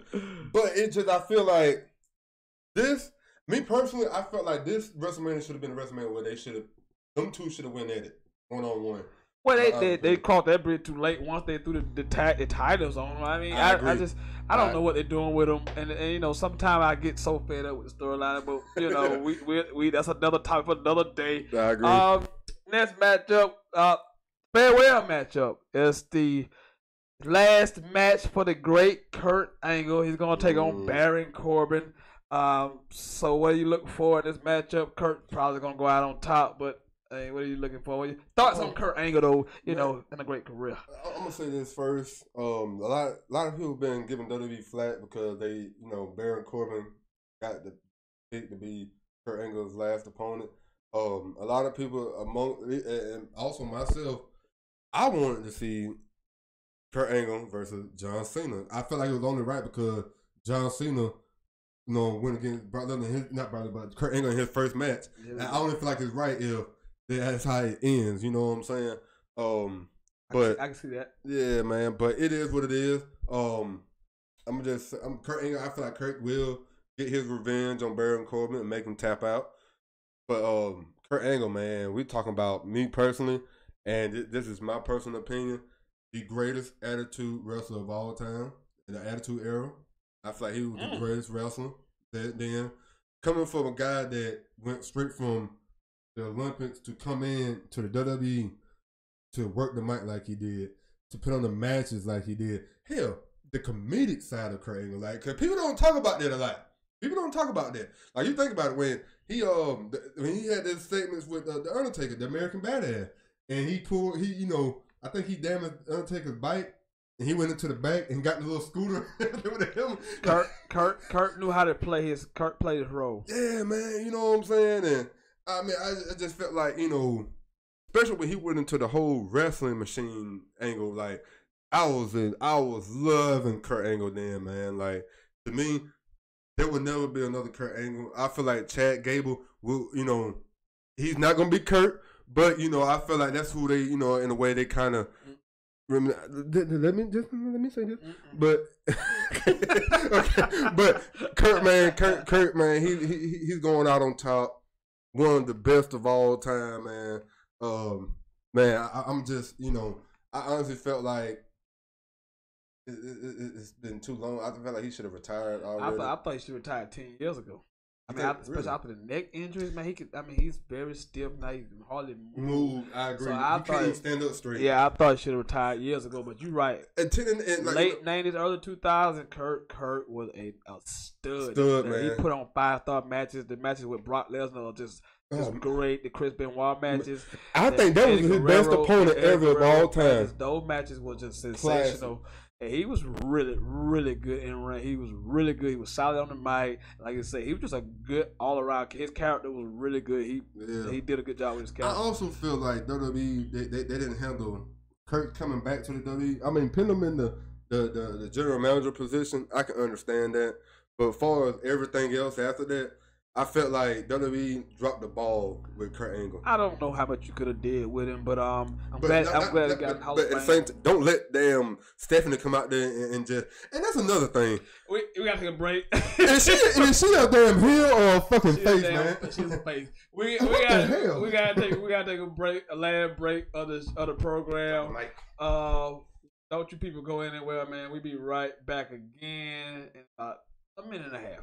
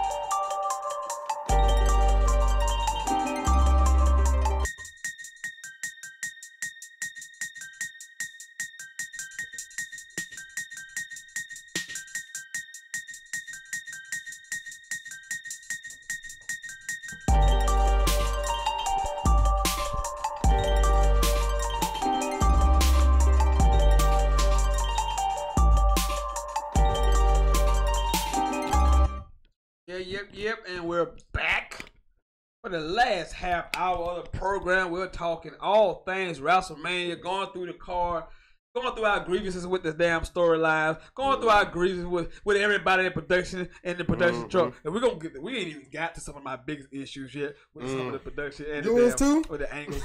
But we're gonna get to it. Next matchup, I'm looking forward to this one. Shane McMahon versus The Miz. It got awful personal. These guys was a tag team a few months ago, and all of a sudden Shane McMahon is now a heel, turned on The Miz. Miz is who that Miz is. Miz ain't a heel or a face. He is just The Miz. I love Miz character. He's just been great for the last 2 or 3 years. His mic work has always been great. He's just a guy you tune in to actually see, boo or cheer him. He is great. Miz, Shane McMahon. Man. It's like just weird. Just that we changed the heels and Miz the face. Like I watched SmackDown this week, man, and just to hear the fans cheer for Miz, like it was like not really like. I want to know that. I want everybody to know that I've been cheering for The Miz. Yeah. Miz has always been awesome. I can't take him from his mic feel like as a heel, like the guy, like he knows how to draw heat, man. Like I think people just naturally just hating The Miz, which is what you want as a heel. Exactly. But I do think The Miz will get his revenge. I do think he will get his revenge. I think so too, because clearly just better in ring than Shane. But I think this is like, okay, Miz can get a big ovation, a big pop. You put Miz over. There's no reason for Shane to win this match, but it's fun to see Shane as a heel. You never see him get booed, and then right after the pay-per-view turn, he come out, he got booed, and Shane has never been booed in 25 years of doing the show. He's never been here. He's always got a big pop. So it's just interesting to see. But I do think The Miz does get his revenge. Moving along, let's go to the SmackDown Tag Team Championships. The Usos taking on Ricochet, Aleister Black, the new upcoming team from NXT, against The Bar, and then the enigmatic Shinsuke Nakamura, the artist, and Rusev Day. Who's gonna come out on top in this fatal 4-way? Usos, I don't even want to talk about them, man. Cause WWE has really dropped the ball with Shinsuke, man. Like they had dropped the ball. Yeah, it goes like a theme here because they don't know what to do with Asians, and that's a foreshadow. They don't know what to do with Asians. They don't, man. I mean, and it's sad because if people out here, if you ever watch this man wrestle, like Shinsuke is like they call him the king of strong style for a reason. Like his striking ability, you know what I'm saying? His offensive maneuvers, like. Shinsuke is a bad man. I love me some Shinsuke Nakamura, and just his whole aura, his whole his what's the word I'm looking for? His swagger, style, man. Technical abilities. His swagger, the guy just he comes to the ring with his little swagger and stuff like. It's entertaining. You would think Vince would love something like that, but. As my partner just said, they don't know what to do with Asians. They don't know what to do with these Asians. They don't. And to pair him with Rusev, like, that is the most awkward team I had. That is the most awkward thing I have ever seen in my life. These guys were just fighting each other, and all of a sudden they're partners. Makes no sense what they're doing. None. I mean, this match, people want to see Ricochet and Aleister Black. If you haven't seen Ricochet, Aleister Black, Ricochet might be the most athletic guy I've ever seen in a WWE ring in my life. He is that good. Aleister Black with the striking is really good. The Bars are a really solid tag team. You know what you're going to get out of Sheamus and Cesaro. The Rusev the Nakamura has no really been on a tag team whatsoever. This is just bad. A year ago, he was a main eventer at the WrestleMania one-on-one matchup. Now he's in a tag team match with a guy he has no business being on a tag team with. But again, you know I'm down since day one, so you know I rep that Uso penitentiary, so you know I'm with the Usos when it comes to that. Agreed. All right. About to get serious now. We're about to get into some serious stuff. The first match we're going to talk about this no-holds-barred matchup. And you talk about your favorite interest in wrestling. Everybody knows that I watch wrestling knows my favorite interest in all of wrestling. And I only tune into WrestleMania for one reason. And that's to see the game. Triple H come to the ring and do the most iconic entrance in all of sports entertainment. He's going one-on-one with his ex-Evolution buddy, coming back to the ring after a long stint away. The Animal Batista in a no-holds-barred matchup should be won't be a good catch-as-can type matchup. Won't be nothing technical about this. It'll just be a good fight. This is gonna be a hell of a fight right here. Here, if I was a damn son of the man that owned the place, I'd have the best interest too. But let's move on. I tell you what, you think about it. I want you to sit and think about it. When has Triple H beat Batista? Never. So Triple H got a lot on his plate. Mm-hmm. Your career is on the line. Not technically, but I get what you're saying. An in-ring career is on the line. No, it's not. Yeah, it is. No, it's not. I thought he put it on the line this week. Did he? The last week he put it on. Okay, he put it on the line. Okay, you got that. But yeah, just that, and just knowing that you never beaten this guy, and think about and Triple H had to think back in his mind. Batista's first world championship victory came at WrestleMania against you. So, Triple H got a lot on the plate. And I tell people all the time, the ones that they always think they're so perfect or they seem like they don't have no worries. In the back of their mind, they're worrying here. Triple H can act like he's not stressed or not worried. Dude, you can say what you want to say, but we all know in the back of your mind you're worried because you never been the guy. You can say what you want to say. You can make all the jokes you want to, but facts are facts. Yeah. Numbers don't lie. But I think the key to this, which is interesting, again, I go another complete 180. Triple H is going to be a face in this matchup. Stephanie's going to be a face. They're going to get cheered. Now, Batista's going to get booed, but he may get a future. He's going to get booed more for what he did to Ric Flair. Mm-hmm. So he's going to be the heel. Triple H is going to be the freaking face in this situation, and Stephanie's going to be a face. They might do some underhanded things. I just think that Triple H gets it done. This is his notch on his belt. This is the only thing the man said, he's done everything in this business except beat him. So once he beat him, he's done everything in the business. And I can't go against what is one of the greatest interests that ever graced the WWE. I love it. I cannot wait. It's always the best, especially at WrestleMania time. It's just like an amphitheater of a great interest. It's already the greatest, and then it just gets heightened at WrestleMania. Yeah. Motorhead hits. You know what time it is. What time it is. Good old Lemmy. Another great matchup. They call this matchup King of the Indies of the face and against the face of the WWE. We talking about AJ Styles versus the 13-time World Heavyweight Champion, the Viper, Randy Orton. I mean, again, King of the Indies. AJ has been great everywhere he's been, and in ring there may not be a better competitor out there. We open the show with AJ Styles entrance music, but you know who I'm with. You rocking with the Viper. I mean, again, like JBL used to say, if you build a sports entertainer from ground up, it would look like Randy Orton. This is gonna be a classic because these guys could get great matches in their sleep. This is gonna be a great match. Oh, it's gonna be an awesome match, man. I can only imagine, I can see this is gonna be one of those classics. They need to allow this match to go on at least 30 minutes. It is gonna be. It needs to have that kind of minutes. It got to be, man, and it's gonna. In the words of good old JR, this is gonna be a slobber knocker. Slobber. It's gonna be a hell of a match, man. I've been waiting on this for a while now, man. I've been waiting for weeks. I can't wait for real, man. I'm a big fan of Randy, and I'm a huge fan of AJ. I just feel like this is gonna be. This match right here. Match of the night. I might give it match of the night. Possible. Possible is another match that you hadn't announced yet. We getting there. That might get it. We getting out, man. We getting out. We slowly getting out. This is gonna be a classic, man. I've been following AJ since freaking TNA. He was great there, and I hated it took so long for him to get to WWE, but he's here now. Had a great title run. I don't know what the future holds. His contract is almost up, so we may not see him after this.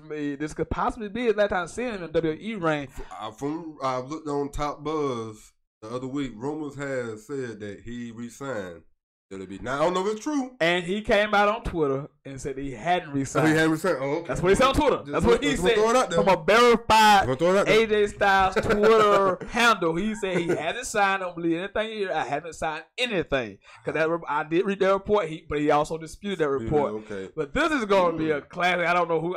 I don't care what no title on the line. So I don't care. I just want to see a great match because my guys. I've been around there. He came into business. He's been great. And again, these guys can give up a great match in their sleep. Just from a technical standpoint, they're just gonna be on point. They're not gonna miss their cues. They're not gonna miss any of those spots.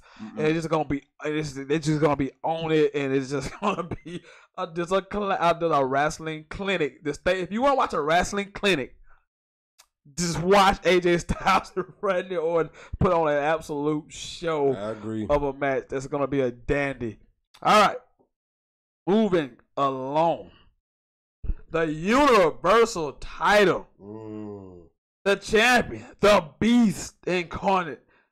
The reigning, defending, undisputed heavyweight champion of the world. Gotta say it right. Brock Lesnar. It takes on the Architect, the Kingslayer, Seth freaking Rollins. It's gonna be interesting because it's two different styles. You got Brock with the pound, the grinding pound, one suplex city, and then Seth using his quickness, and he's also great in the ring. So how you see this thing shaking out? Man, I tell you what, when I knew when Seth Rollins won the Royal Rumble, I said then he's gonna pick Brock. Like he's not going on SmackDown. He's gonna pick Brock. And from then, then on until now, I went back and watched certain matches with Brock against guys like AJ Styles, Daniel Bryan, Finn Balor. The one thing I've noticed about a guy like Brock Lesnar, he's dominated big guys. He's dominated them. This is true.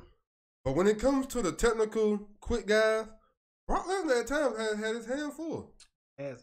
And by the grace of God, he's gotten by him. He's picked up the victories in each of those matches.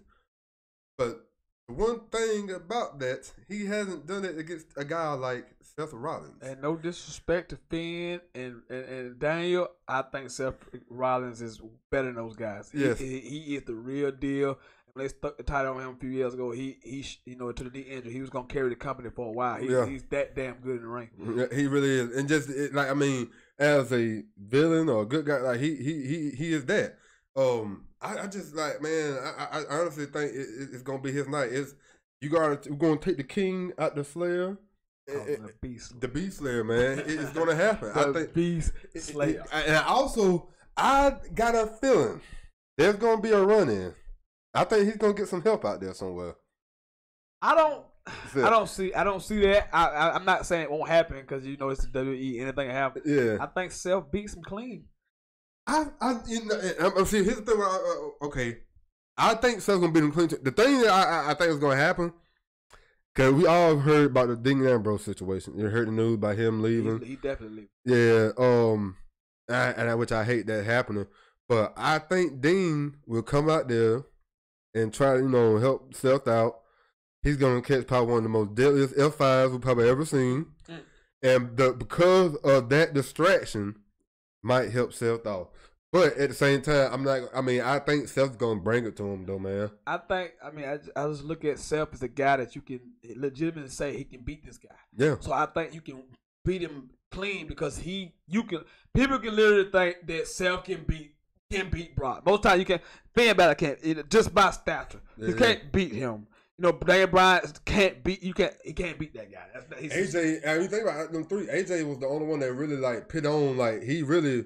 Yeah, he did. But again, another just side. Now, Seth is small like them guys too. He's big enough where he's bigger than those guys. He can do some things that physically that them guys couldn't do. To Brock, say, okay, he legitimizes the title. I think Seth. You think he can buckle bomb, curb stomp, blue arrow, falcon, arrow.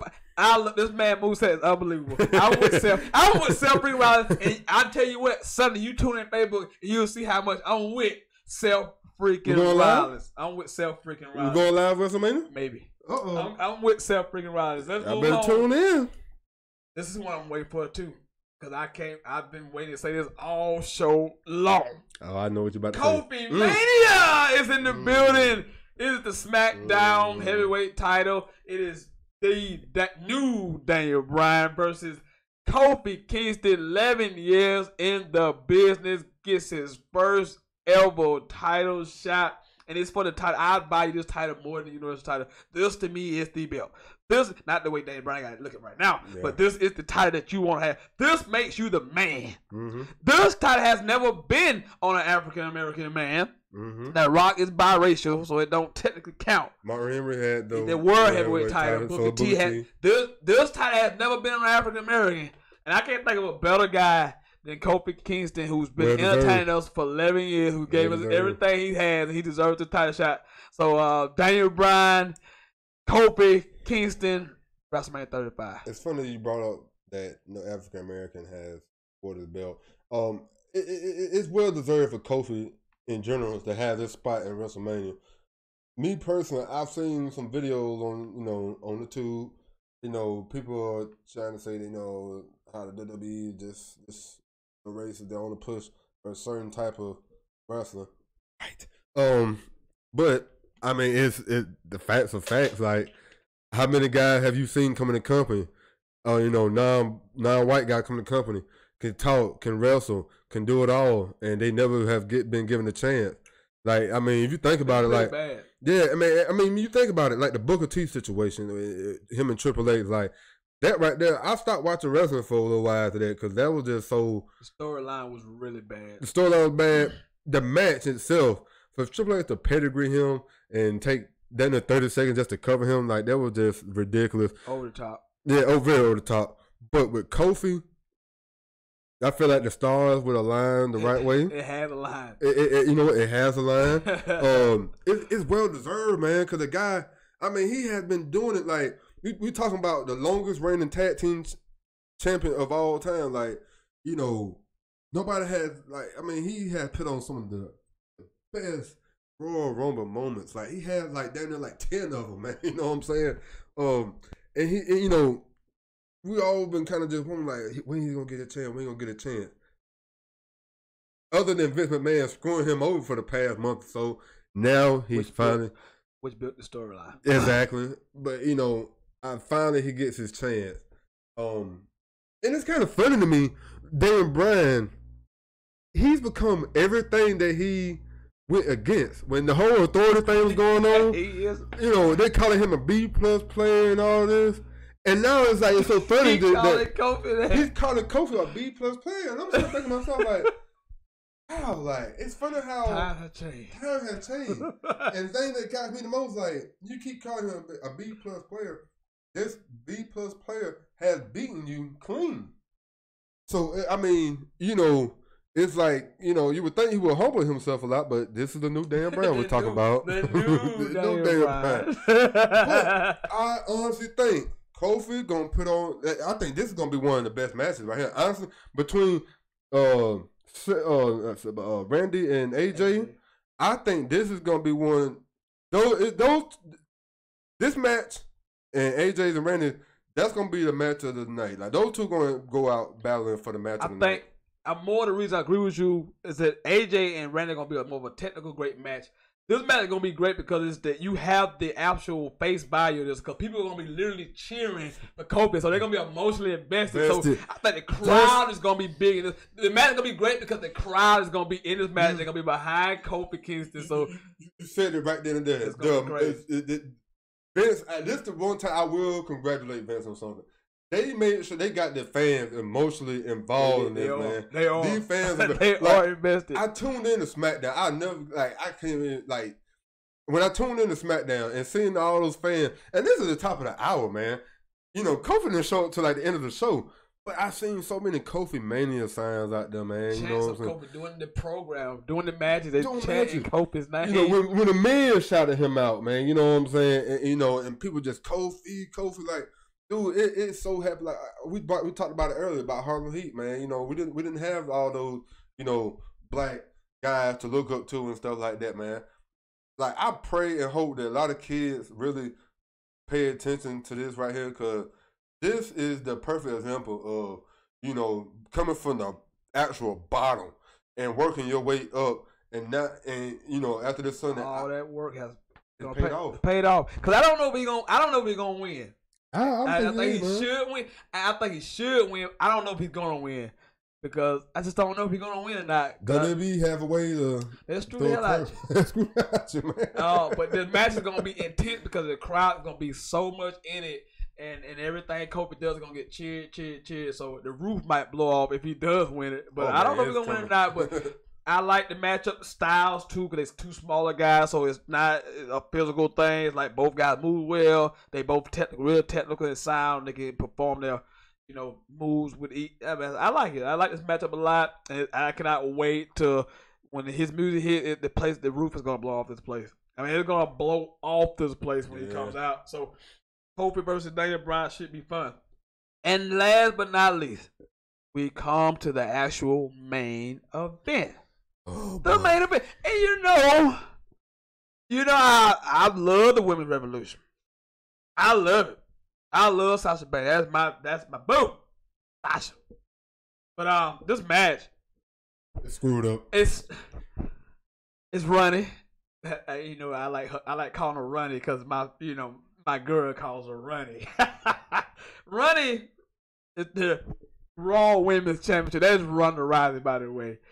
And it's a triple threat match, which it should be a triple threat match. Exactly. We'll get more into that. And it's versus Becky Lynch, the man, and Charlotte Flair, who's now the SmackDown Women's Champion for no damn apparent reason. I thought that Ronda and Becky had done a great job of building this thing up for over like a year. On Twitter, if you go to Twitter war, they follow each other on Twitter, they going at each other, they call each other by their real name. Becky talking about Ronda's mother, and Ronda's going back at her, and they built this thing up. But somehow, some way, Vince McMahon dropped the ball. Yeah. How in the hell is Charlotte Flair in this match? That's a rhetorical question. How is Charlotte Flair I wasn't even going to answer. in this match? She has no business being in this match. But it's an amazing moment for the women because it's the first time they'll ever headline WrestleMania. So if that's the case, then Vince just had to put Charlotte Flair in the match.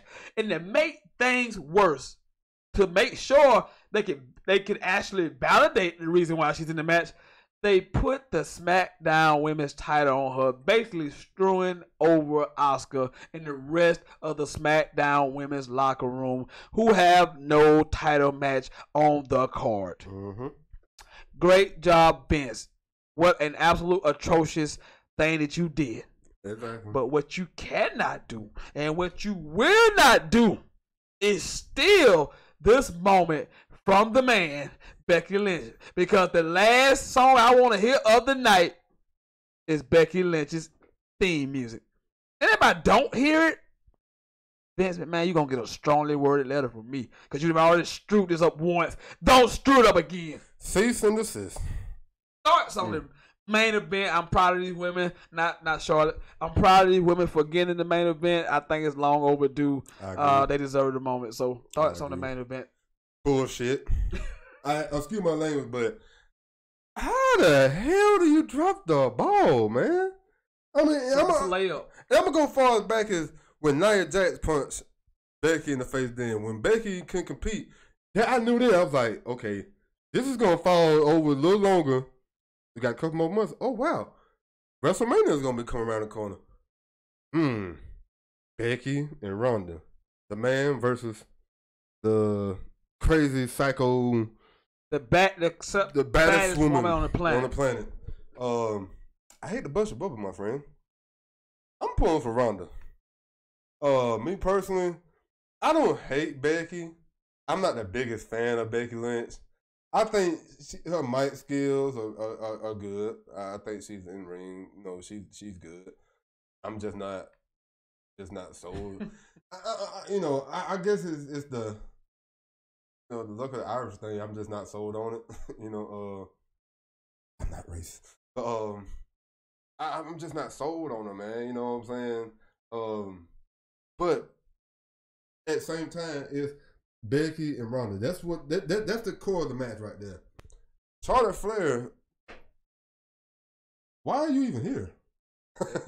It doesn't make any sense. It doesn't make any sense for her to be in this match, and I'm just so frustrated by the whole thing. Like it's like they just screwed Oscar. They screwed him. I mean, on a regular SmackDown show, and a match that they weren't even supposed to have. They weren't even supposed to have. They were gonna have a fatal 4-way to decide who's gonna be the number one contender for Oscar's title, and then all of a sudden you bring out Charlotte Flair. Not only to come out and beat the one, I mean, to come out and beat the they have made her tap out. They have just shitted all over Oscar. The thing that gets me is like, here's the thing: they boo Roman Reigns because this push that Vince is just putting behind him. Y'all be fair to realize Charlotte is an 8-time champion already. 8 times in like 3 years. 8 times, man. In like 3 years. And but I got a feeling they're gonna boo her Sunday. Oh, they're gonna boo the hell out of her. And I hope they boo her unmercifully. Oh, they are going to boo. Not that she cares. Exactly.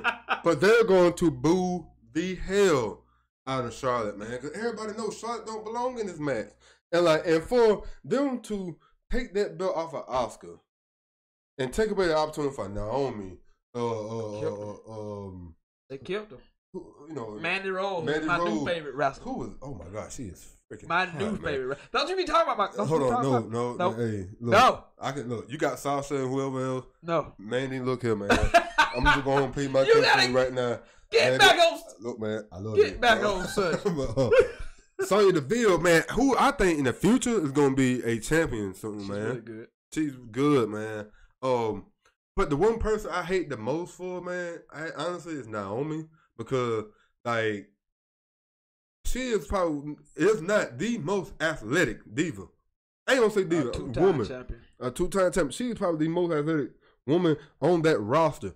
Like, she said in a Twitter post the other day, you know, somebody, you know, got mad at her because she was complaining about the situation where she had to rightfully. A lot of them. Have you not been following? I've seen a lot of them complain and about. Someone had to. Mandy came on, so you put your stock in the wrong blood.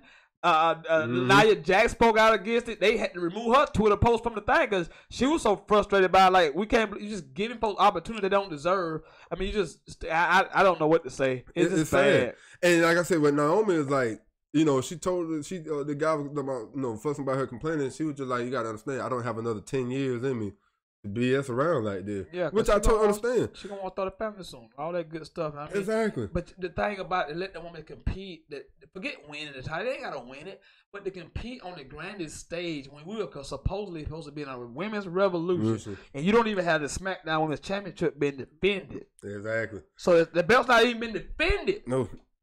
And you got capable it's not like you got nobodies. You got capable superstars on that locker room that can go out there. Me personally, I would love to see Naomi and Oscar wrestle for the belt on the greatest stage of them all. If it wasn't that, I mean, anybody. You could have had a fatal 4-way. You know, you could have pulled off a 5-way or so, or a 6-pack.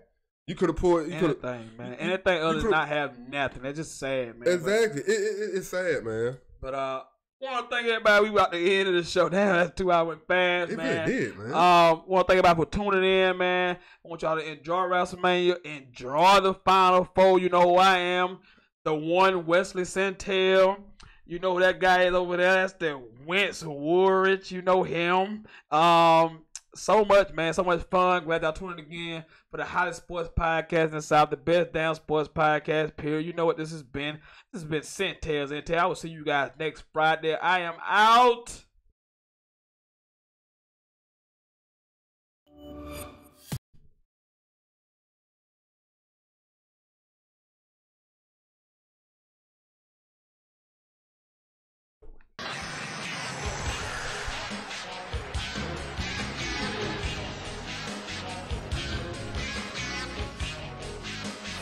That's my wedding. That's what I want to play right there. Right there to the black and white. With my Hulk Hogan belt. You know what I'm saying?